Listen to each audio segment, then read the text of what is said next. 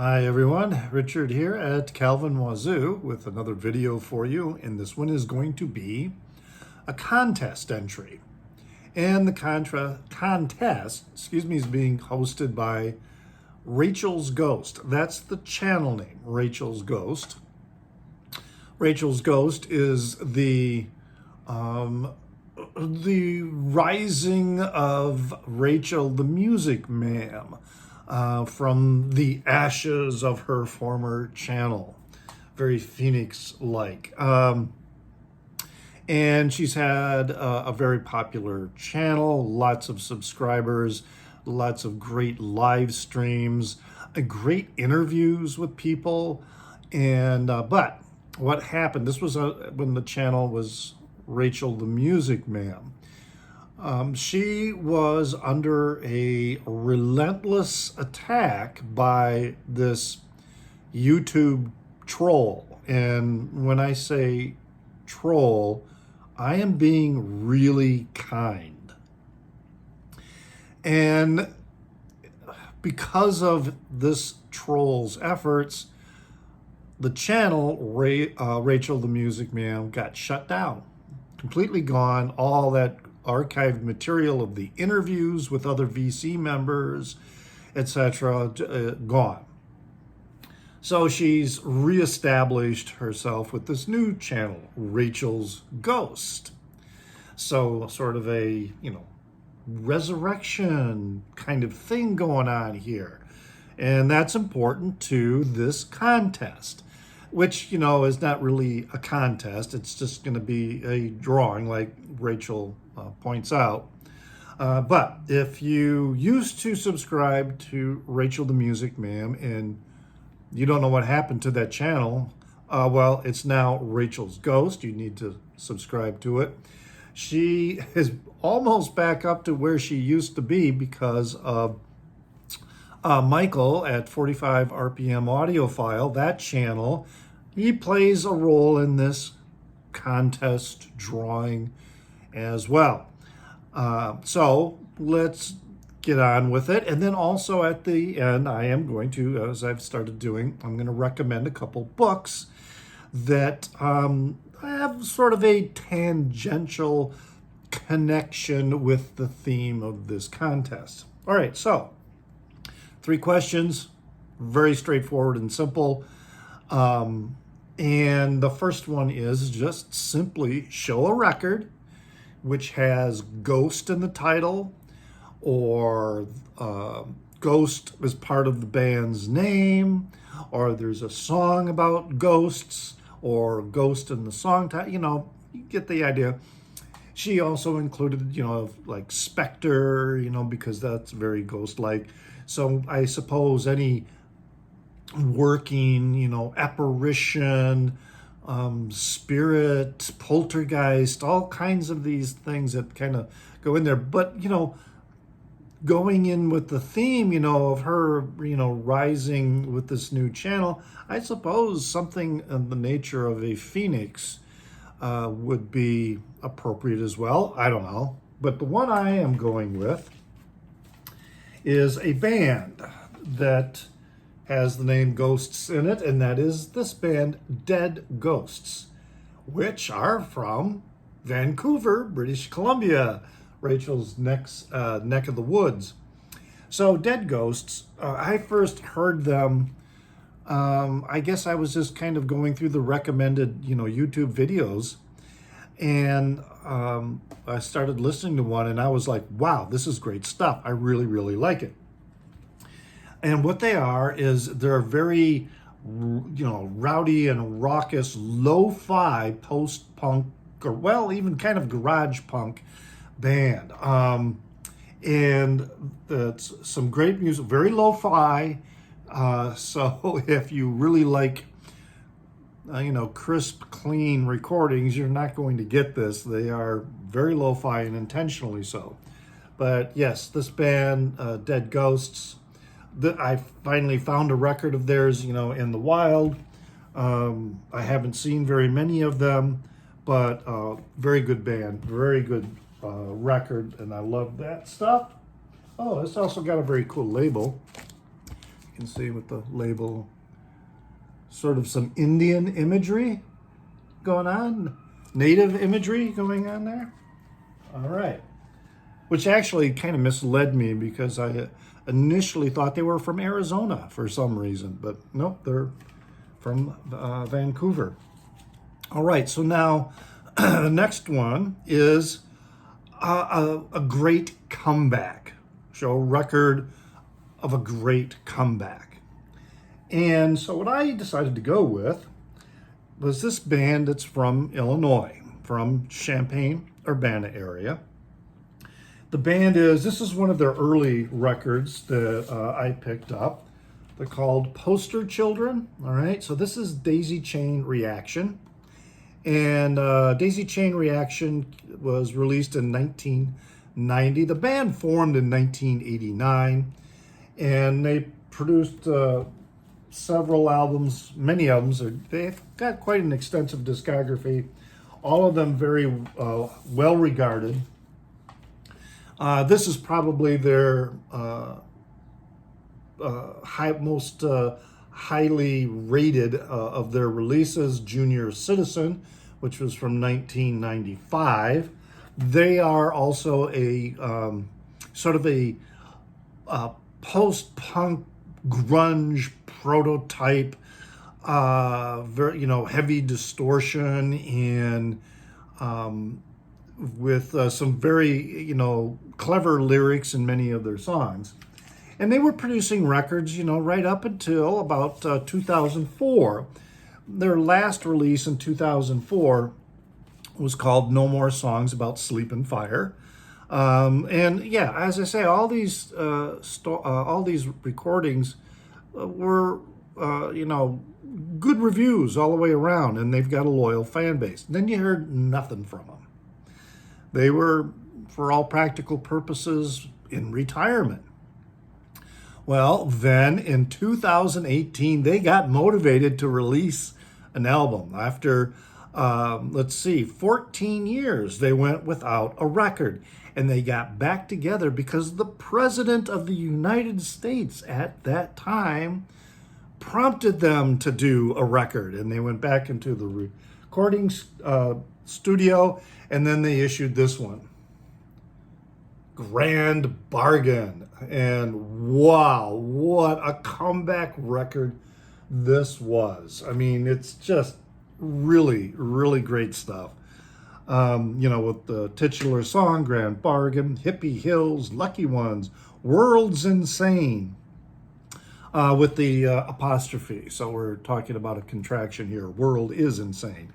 Devil in the Gun, Better Than Nothing, Brand New Country, Better Place, Final Offense, Big Surprise, Safe Tonight. Just really great stuff. So that's my really great comeback. Another, semi-local to Chicago. They're from Champaign-Urbana, which is where the University of Illinois is located. And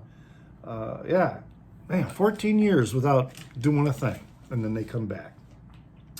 Now, the next question is, this was to bring in, Michael from 45 RPM Audiophile, that channel, which is another channel you should subscribe to, especially if you are interested in collecting audiophile releases, like MoFi or, the other, Speaker's Corner, some of the other high-end labels that are often reissuing earlier material, and for some reason I'm just really spacing out on some of those names. He does great reviews on these and talks about the new releases that are coming out. So, and he's in Dusseldorf, Germany. And so people, Rachel was saying, because he wears these, the glasses that he wears, something that reflects that's, show an audiophile record maybe, or something like that. Well, I decided, I'm getting kind of cheeky, I think, maybe with this, but I decided to show this one the cover to Spoon's Transference. So, you know, you've got this kid, this boy, sitting in this rather sort of lush parlor-like living room that kind of also looks like it might be in a brothel.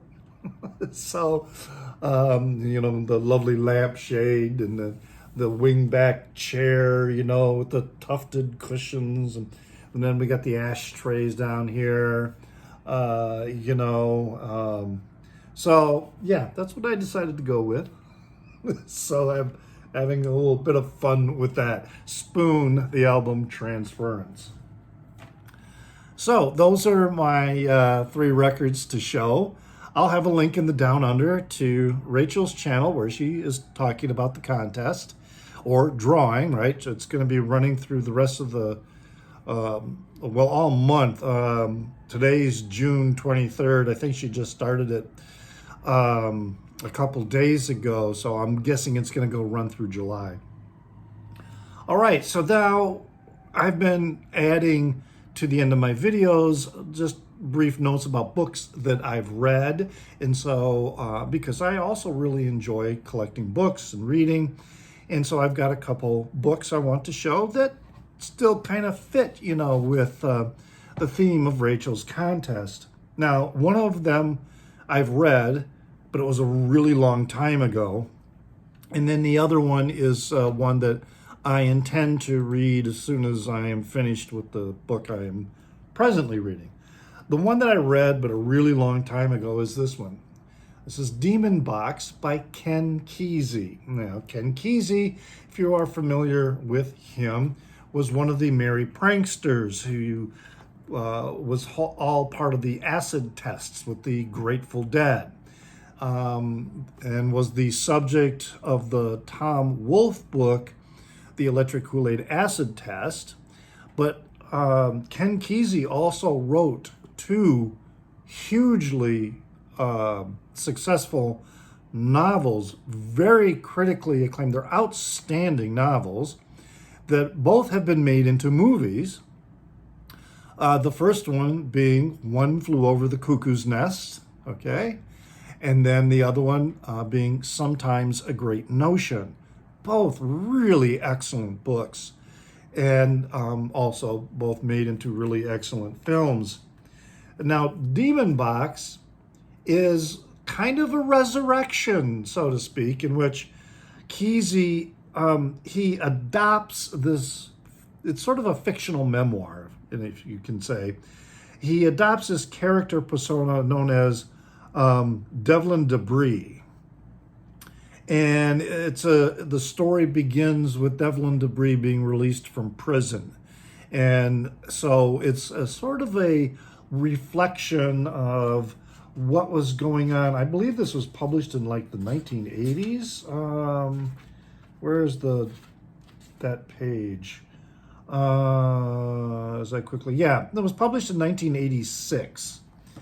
And so it was, you know, coming out, I guess the character was imprisoned in the 60s, and then, you know, after spending roughly 20 years in prison, he's released. And so he's observing the world now, and, you know, at that time, really, really great book. I mean, I haven't read it since probably, I haven't read it for like 30 years. But yes, so Demon Box by Ken Kesey. And then the next book that I am going to read is probably a book that's not quite as well known by this author as some of his other works, and that is Resurrection by Leo Tolstoy. So I inherited this book from my mother's collection. So this book was, the story is originally from 1899. I believe it was Tolstoy's last major novel. And the copyright of this particular book, it was printed in 1903. And then they made a film out of it at that time, a silent film. But, you know, it includes photographs in the book here from that film. So I haven't read this, but it is very much, in line with the theme to Rachel's contest. So what I'm going to do is I'm going to read the basic plot. Well, it's quite a bit of plot here, but that I found online. All right. So the story is about a nobleman named Dmitry Ivanovich Nekhlyudov, who seeks redemption for a sin committed years earlier. When he was a younger man at his aunt's estate, he fell in love with their ward, Katyusha, or Katerina Mikhailovna Maslova, who is goddaughter to one aunt and was treated badly by the other. However, after going to the city and becoming corrupted by drink and gambling, he returns 2 years later to his aunt's estate and rapes Katyusha, leaving her pregnant. She is then thrown out by his aunt and proceeds to face a series of unfortunate and unpleasant events before she ends up working as a prostitute going by the surname Maslova. Or actually, it would be Maslova, I think. 10 years later, Nekhlyudov sits on a jury which sentences the girl, Maslova, to prison in Siberia for murder, a crime she did not commit. The book narrates his attempt to help her practically, but focuses on his personal, mental, and moral struggle.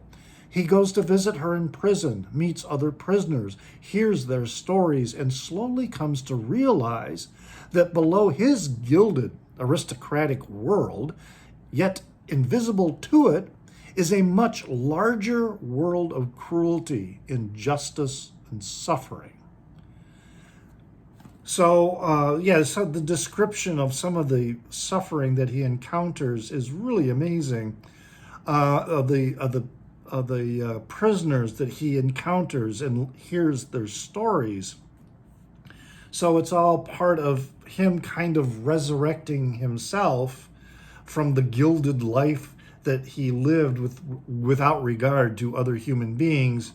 And one of the descriptions that really struck me was this. It included an imprisoned 12-year-old boy sleeping in a lake of human dung from an overflowing latrine because there is no other place on the prison floor, but clinging in a vain search for love to the leg of the man next to him. Just really, really crazy description. So I'm looking forward to reading this. And again, kind of going with the whole concept of redemption and resurrection and, rising from a former place. I hope you enjoy that. Hope you enjoyed my video. As I said, I'll have a link in the down under to Rachel's Ghost, where more information about the drawing contest. And you can find me on Instagram. My handle on Instagram is newsdude76. That's NEWZDUDE76. And as always, remember to pray for the people inside your head, for they won't be there when you're dead.